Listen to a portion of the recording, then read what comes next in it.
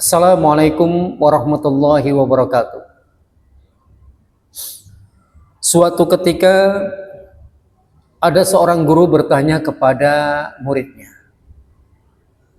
"Wahai muridku, apa yang akan engkau lakukan kepada kedua orang tuamu yang telah meninggal dunia?"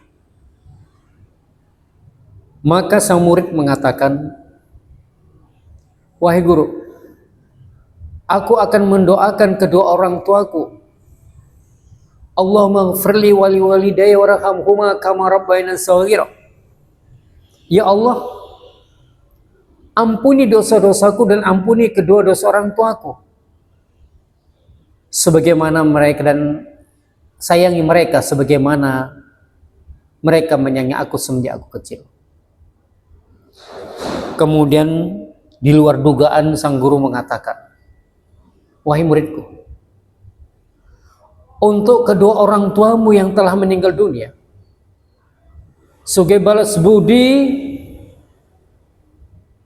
orang tuamu kepadamu, engkau hanya mendoakan Allahumma ighfirli wali walidayya warhamhuma kama rabbayani shaghira." Ya Allah, ampuni dosa-dosaku dan ampuni kedua dosa orang tuaku, dan sayangi mereka sebagaimana mereka menyayangi aku semenjak aku kecil. Sementara kedua orang tuamu yang telah, ibumu yang telah melahirkanmu, yang mengandungmu, wahanan ala wahnin, sudah lemah bertambah lemah, kesana kemari dibawa engkau dalam kandungan itu. Ketika ibumu akan melahirkanmu, ia bertarung nyawa antara hidup dan mati. Engkau hanya mendoakan Allahumma ighfirli wali walidayya warhamhuma kama rabbayani shaghira. Apakah dengan doa seperti itu yang tidak sampai 1 menit atau 2 menit itu sudah dapat membalas jasa kedua orang tuamu? Engkau hanya berdoa seperti itu sementara engkau tidak berkeringat karenanya. Sementara orang tuamu, ibumu yang akan melahirkanmu, bertarung nyawa antara hidup dan mati. Sementara engkau hanya mendoakan yang tidak sampai 1 menit. Saudaraku, ketika engkau dilahirkan, ketika engkau dalam keadaan sakit, kedua orang tuamu itu tidak tidur berhari-hari pada malam harinya. Dibawa engkau ke sana kemari, ke dokter, ke tabib, kemanapun, akan diusahakan kesembuhanmu.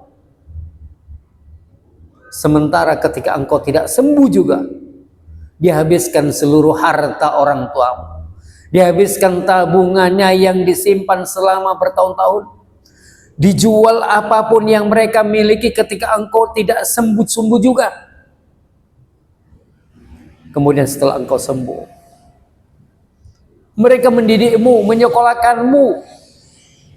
Kedua orang tuamu mengorbankan apapun yang ada. Mereka rela tidak makan.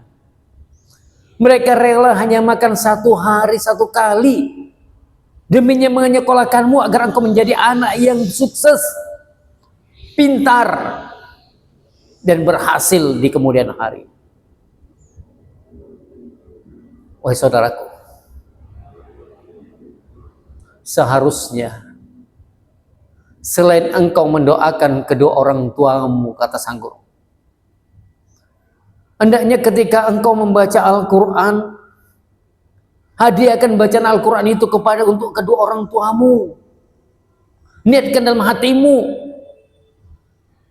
Apakah dengan demikian engkau tidak akan mendapatkan pahala dari apa yang engkau baca? Mendapat 2 hal yang engkau dapat. Pertama, engkau mendapat pahala dengan apa yang engkau baca, dan engkau terhitung sebagai orang yang berbakti kepada orang tua. Ketika engkau mempunyai harta, sedekahkan hartamu, niatkan hadiahkan untuk kedua orang tuamu yang telah memperjuangkanmu. Saudaraku, ketika mereka telah mendidikmu, telah mengasuhmu, melahirkanmu, memperjuangkanmu dengan segala macam cara. Kadang mereka rela dimaki-maki sama atasan mereka, dibentak, dihina. Mereka tetap mempertahankan pekerjaannya. Demi apa?